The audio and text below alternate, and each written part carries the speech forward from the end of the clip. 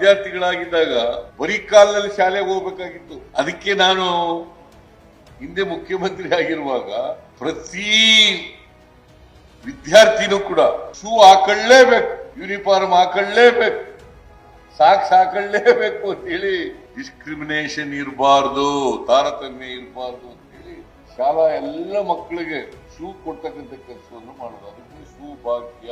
ನಾವೆಲ್ಲ ಓದುವಾಗ ಬಹಳ ಕಷ್ಟ ಇತ್ತು. ಈಗ ಸ್ವಲ್ಪ ಇಂಪ್ರೂವ್ಮೆಂಟ್ ಎಲ್ಲ ಆಗಿದೆ.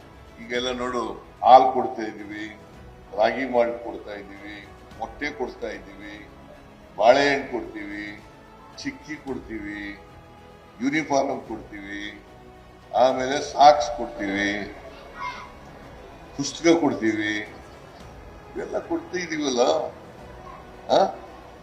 ಮತ್ತೆ ಓದಕ್ಕೆ ತೊಂದ್ರೆ. ಅದಕ್ಕೇನೆ ಯಾರು ಕೂಡ ವಿದ್ಯೆಯಿಂದ ವಂಚಿತರಾಗಬಾರದು.